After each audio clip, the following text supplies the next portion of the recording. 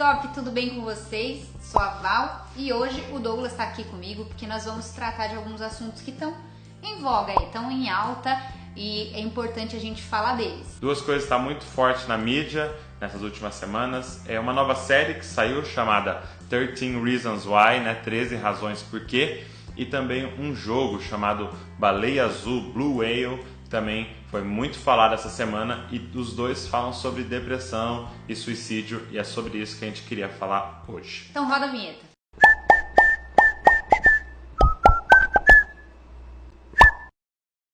E por que eu chamei o Douglas para estar aqui com a gente nesse episódio de hoje? Porque nós vamos falar sobre depressão e nada melhor do que alguém que tem conhecimento não só na área espiritual, mas também na área física. Então Douglas é psicólogo e estudou sobre o funcionamento da mente humana, então ele pode nos dar algumas dicas bem claras aqui de como tratar com esse assunto. É importante ressaltar que nós vamos falar da depressão, dessa doença e do suicídio com uma cosmovisão cristã. Então, se você está assistindo esse vídeo e você não é cristão, saiba que nós vamos falar a partir da nossa cosmovisão, da nossa perspectiva, a partir da palavra de Deus. Mas saiba que você é muito bem-vindo aqui nesse canal e espero que esse vídeo possa abençoar a sua vida também. Então vamos lá, para começar, gente, depressão não é frescura, não é tipo assim, você não tem nada para fazer da vida, tá com a cabeça ociosa, não é tipo assim, levanta dessa cama, você não tem problema e fica inventando. Gente, essas falas só atrapalham, não ajudam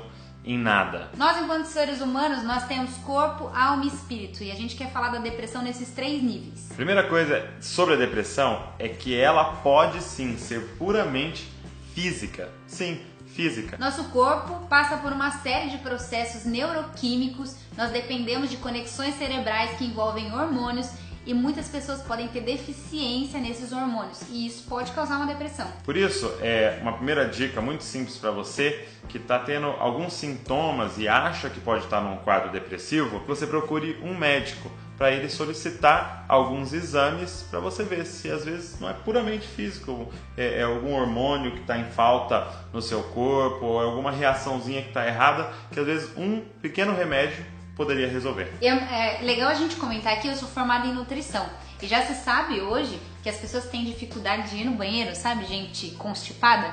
Elas têm deficiência de um hormônio que se chama serotonina, que é um hormônio do bem-estar, que até é produzido quando você come um chocolatinho e tal. Esse hormônio... Ou quando faz compras. Esse hormônio em falta, ele causa uma certa irritabilidade na pessoa, uma certa tristeza na pessoa. Tanto é que a pessoa constipada é chamada de enfesada, porque ela tem falta desse hormônio. Então, para você ver como um simples hormônio pode causar toda uma alteração de humor. Então, a depressão pode ser física, por isso procure um médico. O segundo estágio da depressão que a gente queria falar é a depressão da alma. A depressão da alma, geralmente ela está atrelada com um trauma, com um luto, com um abuso, ou seja, com alguma situação muito difícil que a pessoa viveu e ela não conseguiu superar aquilo bem. A alma diz respeito aos nossos sentimentos, às nossas vontades, diz respeito à memória. E um aspecto principal da depressão é quando a pessoa perde a perspectiva de futuro. A pessoa se torna uma pessoa sem esperança. Se a pessoa não tem esperança, nem a curto nem a longo prazo, para que acordar de manhã? Para que sair da cama? Para que trocar de roupa, tomar banho, fazer planos, ter amigos? E aí a pessoa se afunda nesse quadro depressivo. Porque nós, seres humanos, nós somos movidos por essa perspectiva de futuro. Pensa como é que é a sua rotina. Você sempre está pensando, nossa, tenho prova, preciso estudar para a prova. Ou, nossa, hoje à tarde eu vou encontrar com não sei quem. Sei que tal horário eu tenho que fazer tal coisa. Nossa, o ano que vem eu vou fazer uma viagem. Então, a gente é movido pelos nossos planos e pela nossa perspectiva de futuro. E quando você tira isso de alguém, cara, isso faz a pessoa entrar num quadro de tristeza crônica. E cara, olha, Romanos 8:24 diz assim: pois nessa esperança fomos salvos, mas esperança que se vê não é esperança. Quem espera por aquilo que está vendo? Então você vê que esperança está falando de algo que você não vê. Então a palavra-chave para esperança é fé. Uma pessoa que não crê, que não tem fé naquilo que a palavra de Deus diz, facilmente entra num quadro depressivo. Porque realmente, se você olhar ao seu redor, se você olhar os jornais, se você olhar os noticiários, se você olhar o nosso mundo realmente faz a gente perder a esperança. Mas o lance é que a nossa esperança não está firmada no que a gente vê, mas naquilo que a gente espera e naquilo que Jesus já fez, morrendo por nós, nos dando salvação.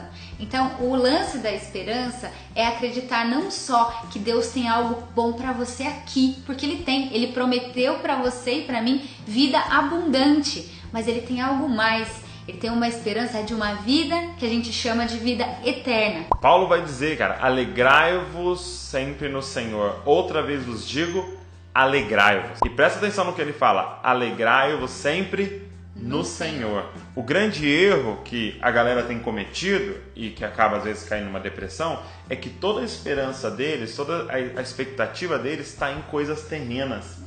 E tem uma frase muito famosa, ou em pessoas, e tem uma frase muito famosa que diz: não coloque sua alegria naquilo que você pode perder. Então, 2 dicas para você sobre a depressão na alma.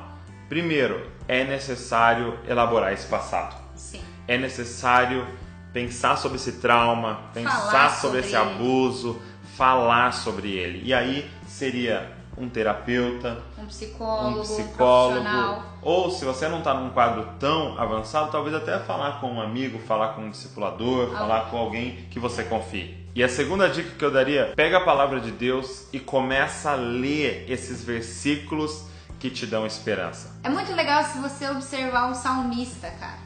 Uma das técnicas que ele usava era falar com a própria alma dele. E ficar afirmando verdades para a própria alma dele.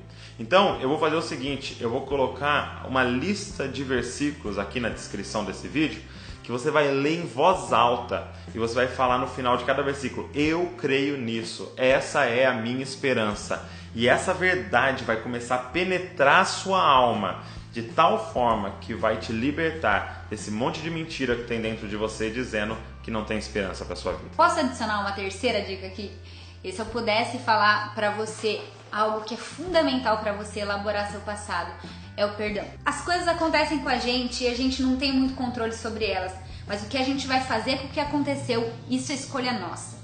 E você pode e deve perdoar. Quando você perdoa, você se liberta daquele lugar onde você ficou preso, daquele lugar que te machucou, daquele lugar que te decepcionou.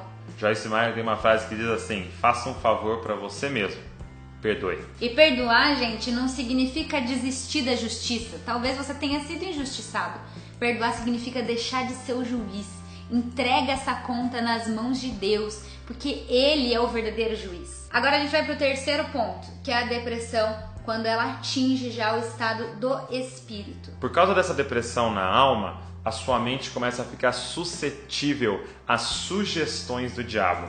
A Bíblia diz que ele manda dardos inflamados. A grande arma de Satanás são os sofismas, são mentiras que ele começa a falar na sua cabeça. Gente, quem é o doador da vida? Quem é o sustentador da vida? Quem é aquele que decide quem vive e quem morre? É Deus. Ninguém mais tem esse poder ou esse direito. É por isso que a gente é extremamente contra o aborto. O ser humano não tem e nem deve ter o direito de decidir quem vive e quem morre, porque isso vem da parte do Senhor. E quando você recebe na sua mente uma sugestão de que é melhor morrer do que viver, isso não vem de Deus. E saiba que Satanás, quando ele começa a falar na mente da pessoa, ele não fala: você não presta, não tem esperança para a sua vida. Ele começa a falar na primeira pessoa: eu não presto, não tem esperança para a minha vida. E começa a vir esses pensamentos que não são seus, mas são de influência maligna. E qual é a única defesa que a gente tem contra esses dardos inflamados do maligno? Qual é a única defesa que nós temos contra a mentira? A verdade. O escudo da fé, com o qual a gente vai apagar os dardos inflamados do maligno. Então, o que você precisa é se agarrar às verdades de Deus e começar a bombardear a sua mente com a verdade. E entenda, todo o poder de Satanás está nas trevas. Ele age nas trevas. Ele não pode com a luz, gente. Ou seja, jogue luz na sua vida. O que é luz? Conte pra alguém. Fale com alguém aquilo que você está pensando, aquilo que você está sentindo. É como um monstrinho, que se ele sair no sol, ele se desintegra. Entendeu? Isso é Satanás agindo na cabeça de uma pessoa. E repara, uma coisa que ele fica na cabeça das pessoas é: não conta pra ninguém, isso é vergonhoso, vão ficar bravos com você, nossa, seus pais vão ficar bravos com você se souber disso, olha, não conta, porque você vai parecer tal, e ele fica sugestionando. Por quê? Porque ele só age no secreto e no seu isolamento. Abre para alguém isso. E para a pessoa chegar ao ponto de aceitar uma sugestão de suicídio, até mesmo fazer isso, é que ela tem uma dor na alma tão grande que podia ter sido solucionada se ela simplesmente abrisse, conversasse, se ela tivesse falado com alguém. E uma coisa que a gente tem percebido é que, infelizmente, muitos adolescentes têm sido atacados. É como se tivesse uma fúria do inferno contra essa geração, tentando dizimá-la, tentando destruí-la de todas as formas. Então a gente queria encorajar você. De repente você é um líder de jovem, você é alguém que cuida de adolescentes. Cara, precisam se levantar pessoas apaixonadas por esses meninos e que cuidem deles. Nós estamos aqui dando a nossa vida por essa faixa etária, para os adolescentes, para os jovens, cara, porque nós cremos nessa geração. Mas a verdade é que precisa se levantar muito mais pessoas fazendo isso, seja na internet, seja na sua igreja local, por toda parte. O que esses meninos precisam é de alguém, é de um amigo, é de um irmão mais velho, ou talvez alguém que faça até a figura de um pai para eles. Fica ligado, cara, às vezes uma pessoa assim tá do seu lado e ela tá tentando pedir ajuda. Às vezes ela não fala, pô, me ajuda. Sabe verbalizar. Às vezes ela não sabe verbalizar. Mas você tem o Espírito Santo, peça discernimento para Deus, se aproxime, ame essa pessoa e se ela der liberdade, ajude ela. A gente espera que esse vídeo tenha abençoado a sua vida e que tenha sido relevante para você. E a gente quer pedir, se você puder espalhar esse vídeo, compartilhar por toda parte, talvez caia nas mãos, no celular de alguém que precisa muito ouvir isso. Deus abençoe vocês, gente. Não se esqueçam que vocês são a cópia de Jesus.